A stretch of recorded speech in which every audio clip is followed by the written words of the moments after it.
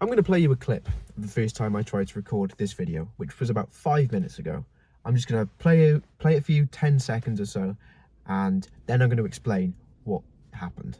And I remember him looking down at me, looking pretty confused, and he just said, like, well, you know, your hero's whoever you want it to be. Shit.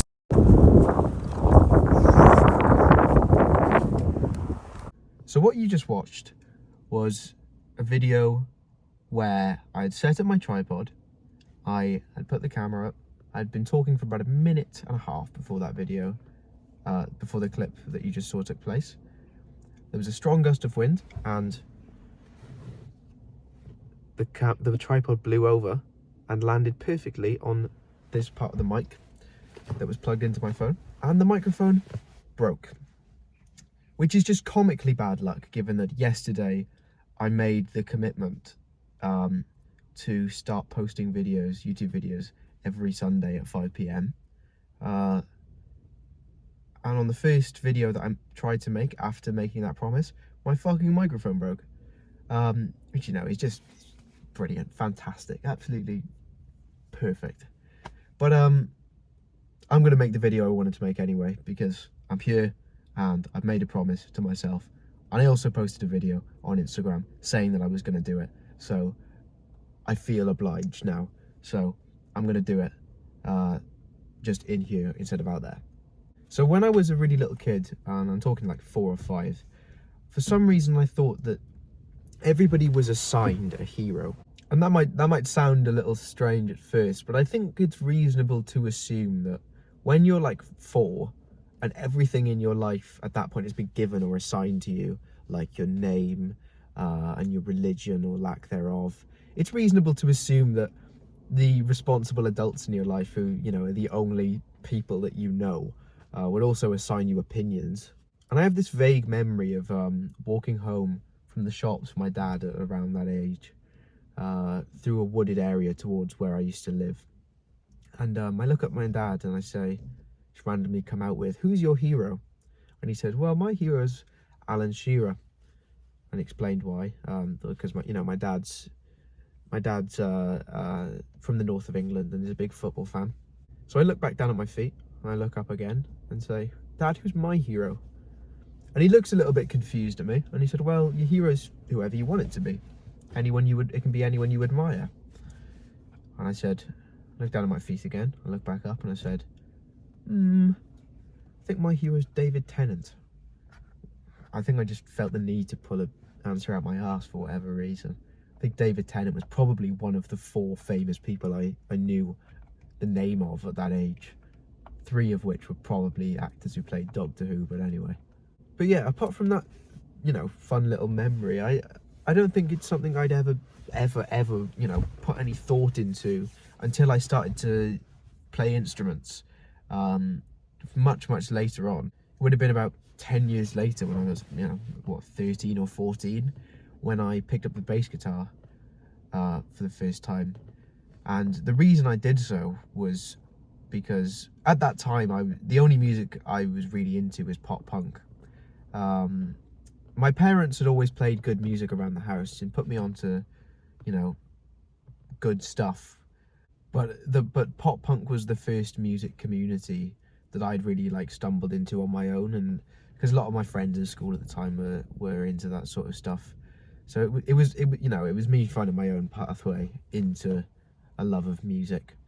But I was obsessed with it at the time, and it's all I listened to.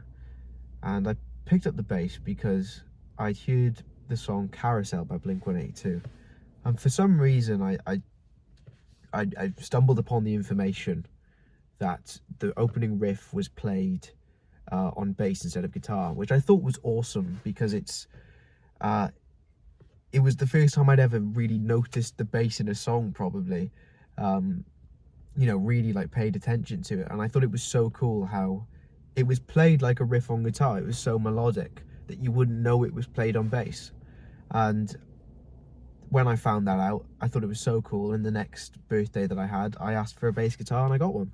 If you'd asked me a year after playing bass who my hero was, I still doubt at the time I would have considered having a hero, anyone I admired that greatly. But if I had to produce an answer at that time, I would have said Mark Hoppus of Blink-182, because he was the reason that I picked up the instrument in the first place, and he was one of the only bassists I really knew by name and really like studied his bass lines. If he'd asked me 2 years later after picking up the bass, I would have said Kim Deal of the Pixies, whose melodic, very melodic again, bass lines that really toe the line between, you know, sitting back and propping up the rest of the song, but still being ear-catching, but not in a distracting way. But very melodic playing. I think she is the biggest inspiration to me as a bass player, and the style, her sort of style that, again, I really studied all of her best bass lines, and I really carried it throughout all of my time playing live as a bassist in whatever bands. And I think she's probably the first person who I would have ever really described as one of my heroes, just because of her immense influence on me at that time. If you'd asked me 3 years into playing bass, coming up to, I don't know, 16 now maybe, I most likely would have said Victor Wooten. Not that anything I've ever played or ever really, you know, not that my style of bass playing was ever really in that realm of super complex or more jazz leaning, but it was because I saw a video of him covering the song "Isn't She Lovely" in a tent in pouring rain, playing for about 12 people who don't really seem to even give a fuck about what's happening in front of them. Half of them are like really little children, and it's just him and a bass guitar and some loop pedals. But it is still to this day one of my favorite live performances of all time, and I watch that video all the time. And I remember for like a year I tried to figure out for myself how to play what he was playing, and I only ever got it down really basically just like the chords and stuff, but it's so melodic and it's so nothing like I'd ever seen on the bass before. And again, I thought it was so inspiring, and for a long time after, I had aspirations to be like a singer-songwriter who only wrote songs on the bass, which never came to be because I'm not Victor Wooten, and it's fucking hard. I tried for a long time, but bear in mind this was all before I went to college when I was 17, and it was in college not too long after I started, maybe 6 months after, I picked up songwriting. Well, I sort of stumbled into a passion of songwriting. It's a story I think I'll leave for another day, for another video. But yeah, at some point I stumbled into a passion of songwriting, and it wasn't related, but at the time that I did, I was just listening to a lot of Bob Dylan, and I was just go home from college every day and just pore over his lyrics and just be like, why does this work, and why does mine not? Why is mine so shit? And I think it was around this time that I really started to understand what it means for someone to be your hero.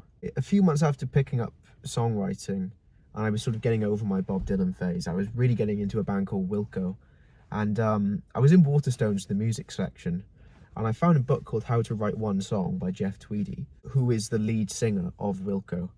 And in any of my musical pursuits, any of the instruments that I played, I was never trained. I always taught myself, because it never really gelled with me. I had a couple of lessons over years, but it just never really worked for me. And especially with songwriting, it's even more so than playing an instrument. It's such a spontaneous and such a ethereal, abstract thing that you really can't teach. I think you just have to know. But I saw this book, and it really drew me in, because Jeff Tweedy was someone who I'd recently come to really admire as well. And I thought it would be a pretty valuable resource if it was the only training that I'd ever receive. So I picked it up, and I think I only read about half of it, Because after about halfway through, I said, yeah, I've got everything I need from this book. And I just got on with it. But that's not because it was a bad book. I thought it was brilliant, and it really pushed me in the right direction, and gave me just a little bit of you know, a little bit of direction in ways to improve my songwriting. So that would have been March, April 2022. And now I want to fast forward to August of 2023. That was the year that I first started driving, and because I was driving, I had the opportunity to go to loads of music festivals, and I did a lot of them on my own, just volunteering. So I was looking for festivals to volunteer at the beginning of that year, and I didn't really know. I didn't really know what I wanted, what I was looking for. I wasn't too well versed in the world of music festivals, apart from just the biggest ones, which never really interested me. But I saw that Wilco was playing a festival called End of the Road, and that really excited me, because since I'd read Jeff Tweedy's book, I'd only grown to love them more and more and more. So the morning that I was supposed to leave for the festival, I pack up my car, and I find out that Wilco is doing an album signing that day, because their headline slot was on the Thursday. So it was the first night of the festival, and yeah, I found out that they were doing an album signing in the Rough Trade. The record label had a little pop-up tent, so I sped down the motorway just so I wouldn't miss it. I was going, you know, I was really rushing to get there so I didn't miss them, and I got to Bath, and there's a little village that has a bridge and like a toll booth. It's literally just like pay £1 and you go through. And I was waiting in line at this toll booth, and I was really, really antsy, and I wasn't paying attention. And I was fiddling with something on my passenger seat. I think something fell off the seat. I'm picking it up and just, you know, edging forward in this long line of cars to get over the toll booth, and I just forgot to brake, and I went right in to the back of this very expensive Mercedes. Very slow, but I shat myself because I'd started driving like a few months ago, and I was like, oh my, you know, my life fell apart in front of my eyes then, because I was like, oh my god, I'm not gonna be able to afford insurance now, and I'm gonna miss the Wilco signing, and I don't know what to do because this has never happened before. And I didn't do anything. For about a minute, I had my hands on the wheel, and I could see in, like, you know, this mirror of the car in front of me, the wife in the passenger seat, she was like pointing, and, you know, her arms were going, and after about a minute the dude stepped out. I just rolled down the window, I said, sorry, and he just said, back up, and there's a little bit of a dent, and very, very graciously, he was obviously annoyed, but he was just like, it's fine, just leave it. And then I said, thank you so much, thank you. I was pretty shaken up by that, to be honest, but I went on with my day, and I, you know, continued my race towards the festival. It was about a 4-hour drive, I think, something like that. And I get to the festival, I get out of my car, I don't even bother going to set up my tent or anything, because there's no time. I just got to go to the place to get my volunteer's pass, so then I can go into the festival and get to the album signing. What I had brought for him to sign was the book, which I should have brought as a prop. The weather wasn't brilliant. I put my wellies on. It wasn't wet, but it was quite muddy. So I put my wellies on, I put my big raincoat on, and I was sprinting back and forth from the volunteer's place to my car to just, you know, get all my stuff in order and put the parking pass on my car and whatever. And at one point I was running, and the book fell out of my pocket and landed in the mud. And at this point I was miffed, man. I picked up the book and it was covered in mud. I was like, oh man, you know. So I sulked and I stomped over then to the Rough Trade tent, and I got in the queue. I was third in the queue, right? And then a man comes walking down 5 minutes before they're supposed to come out, and he says, have you got a wristband? And I said, no, I don't have a wristband. How do I get a wristband? And he says, you need to buy an album. I said, oh, fuck, all right, fine, I'll buy a fucking album, I'll buy the CD. So I went up to buy the CD of Yankee Hotel Foxtrot, and it was £20 fucking, and at this point I was fuming. I was like, Might as well just fucking bought another copy of the vinyl. And I had to go all the way to the back of the queue, and I was in a foul mood, to be honest. It was really like shit start to the festival. I got to the table. I was waiting in line and walking down the table, getting it all signed. And I was telling the guitarist and the bassist on this end of the table that, you know, about me getting rear-ending someone on the way and whatever. Then I make it to Jeff. Jeff signs the CD. Oh, I did bring this as a prop, actually. I forgot to bring the book, but he signed the CD, and there we go. Yeah, he signed the CD, and I pulled the book out of my pocket as well. I said, "Can you sign this as well? Is that cool?" He said, "Yeah, of course." And he said, "Oh no, what happened?" And I said, "Oh, I was just running and it fell out my pocket and fell in the mud." And he looked at it and he just said, "It'll still work."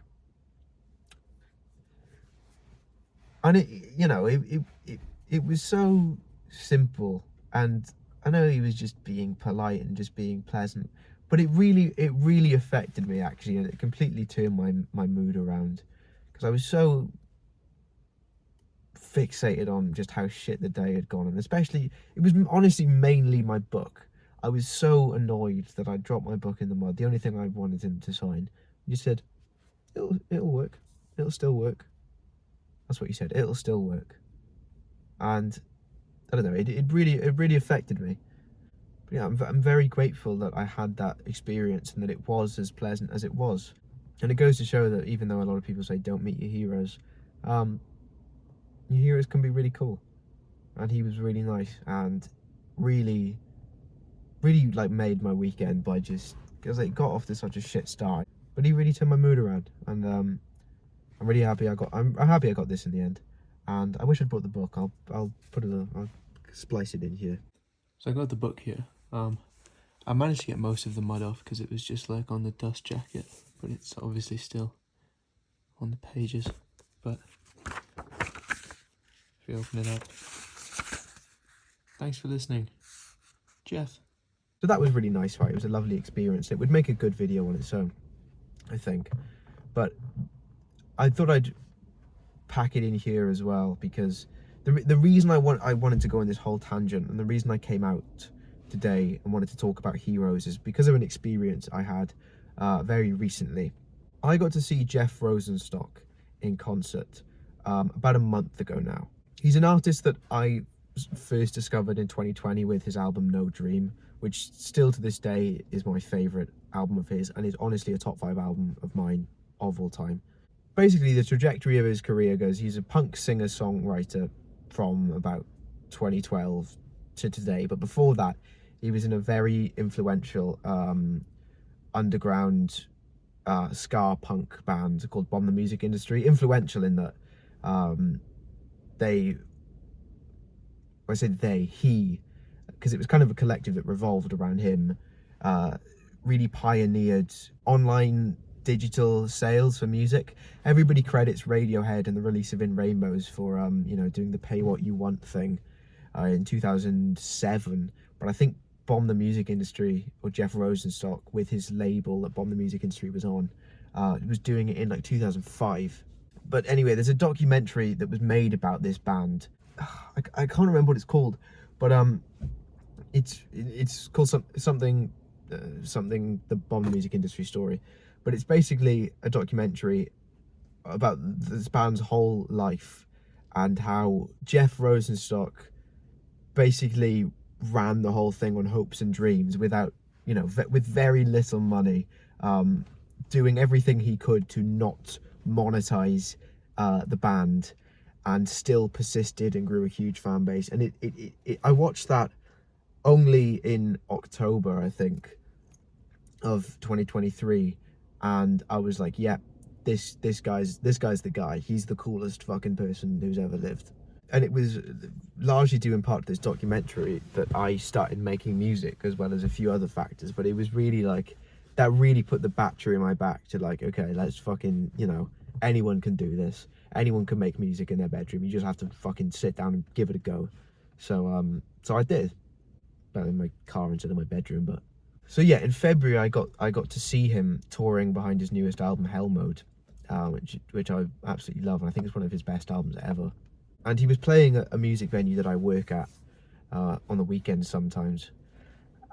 So after the show, it was a really strange day because I'd come straight there from a funeral, and it was pretty bizarre. I was still in my black suit and tie and whatever, but I went to this Jeff Rosenstock gig, and because it was at the venue I worked at, I knew the code for the green room, so I like snuck into the green room after the gig with my copy of No Dream, which is my favorite album of his.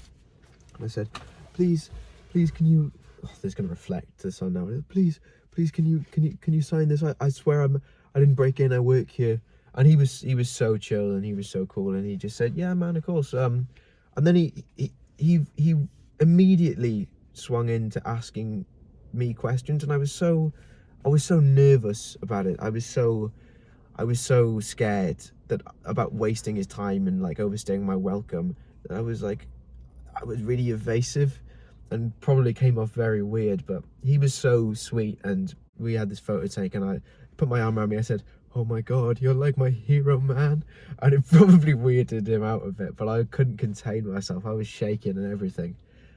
But he was so nice, and I told him that I started making music because of the Bomb the Music Industry documentary, and he was asking like, oh my God, is it a band? Are you like a solo pop? And I was giving him as little detail as possible, because even though he was asking me questions and being really cool, I was so scared to waste his time.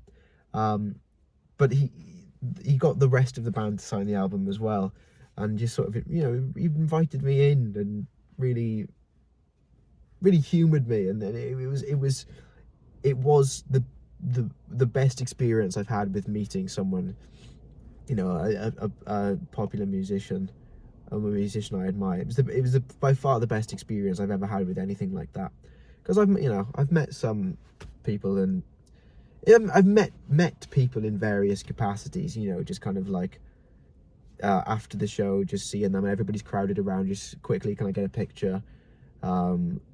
Or just like, brief word, you bump into them when they're walking around town before the gig, and you're like, oh, have a good show. Some of them have been nice, some of them have been cocks. But this really was the one for me, and solidified in my mind as really, one of, if not my all-time musical hero. But it's strange. It's a strange concept, and I've been, because of this most recent experience I had, I've been thinking about it so much. Just the concept of having a hero and someone that you really admire to such a strong extent that you call them that, because it's not something to take lightly. Do you know what I mean? So it's a weird thing to put onto a stranger, I think. And I don't know how to feel about it, because Bob Dylan, Jeff Rosenstock, Jeff Tweedy, Kim Deal, these aren't people who saved me, whose music stopped me from ending my life at any point or anything like that.